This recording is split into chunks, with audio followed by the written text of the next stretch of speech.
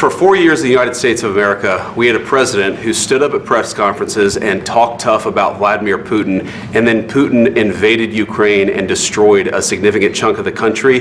The path to peace and the path to prosperity is maybe engaging in diplomacy. We tried the pathway of Joe Biden of thumping our chest and pretending that the President of the United States' words mattered more than the President of the United States' actions. What makes America a good country is America engaging in diplomacy. That's what President Trump is doing. Can I ask you? Sure. Yeah? Yeah. Okay. So he occupied our parts, big parts of Ukraine, part of East and Crimea. So he occupied it on 2014. So during a lot of years, so I'm not speaking about just Biden, but those time was Obama, then President Obama, then President Trump, then President Biden, now the President Trump, and God bless, now President Trump will stop him. But during 2014, nobody stopped him. He just occupied and took. He killed people. You know what the contact 2015. 2014 2014. and 2015. 2014? Yeah. So I was not here. Yeah, but That's exactly right. Yes, but during 2014 till 2022, yeah, the situation the same. The people are been dying on the contact line. Nobody stopped him. You know that we had conversations with him, a lot of conversation, my bilateral conversation, and we signed with him, me, like a new president. In 2019, I signed with him the deal. I signed with him, Macron and Merkel, we signed ceasefire. Ceasefire. All of them told me that he will never go. We signed him with gas contract. Yes, but after that, he broken this ceasefire. He killed our people and he didn't exchange prisoners. We signed the exchange of prisoners, but he didn't do it. What kind of diplomacy, JD, you are speaking about? What do you mean? I'm talking about the kind of diplomacy that's going to end the destruction of your country. Yes, but if you Mr. President, with respect, I think it's disrespectful for you to come into the Oval Office and try to litigate this in front of the American media. Right now, you guys are going around and forcing conscripts to the front lines because you have manpower problems. You should be thanking the President for trying to bring an end to this conflict. Have you ever been to Ukraine that you say what problems we have? I have been to. Count one. I've actually watched and seen the stories, and I know what happens is you bring them on a propaganda tour, Mr. President.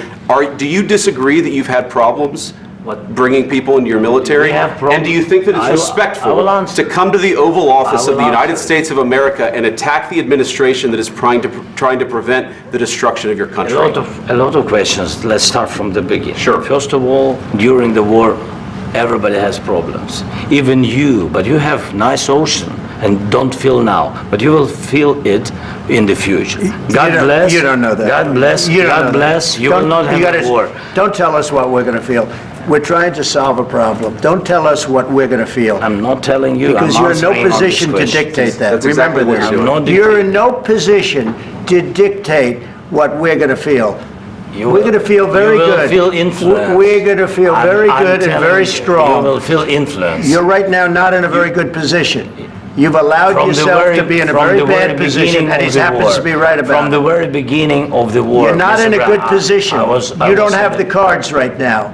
With us, you start having cards. I'm not playing cards. Right now, you don't. Yeah, you're playing cards. Mr. President. You're playing cards. Serious. You're gambling with the lives of millions of people. You're gambling with World War III.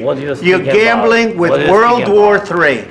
And what you're doing is very disrespectful to the country, this country, that's back to you, far more than a lot of people said they should have. Have you said thank you once? This entire meeting? No, in this entire meeting, have you said thank you? You went to Pennsylvania and campaigned for the opposition in October. Offer some words of appreciation for the United States of America and the president who's trying to save your country. Please, you think that if you will speak very loudly about the war, you can... He's not speaking loudly. He's not speaking loudly. Your country's in big trouble. Can I answer? Wait a minute. No. You've done a lot of talking. Your country is in big trouble. I know. You're not winning. You're not winning this.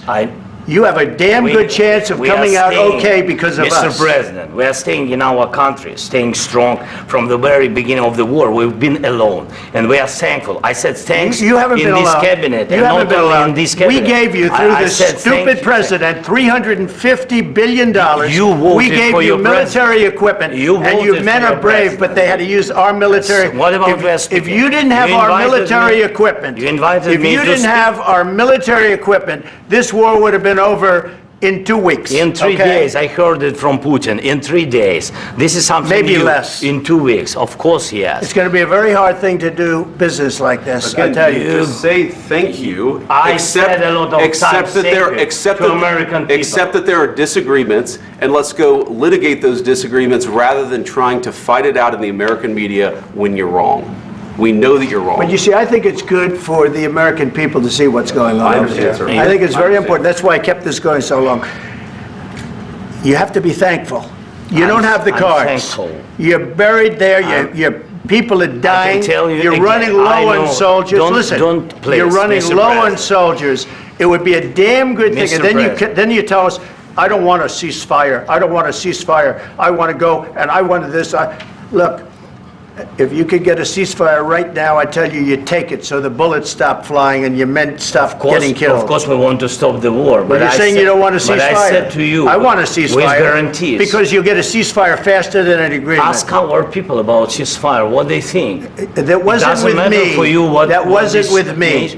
It That was wasn't with with you. a guy named Biden, who was not a smart person. But this That is was your- with, this that was is with your Obama. president. It was your president. Excuse me. That was with Obama, who gave you sheets, and I gave you javelins. Yes. I gave you the javelins to take out all those tanks. Obama gave you sheets. In fact, the statement is Obama gave sheets and Trump gave javelins. You got to be more thankful, because let me tell you, you don't have the cards. With us, you have the cards. But without us, you don't have any cards.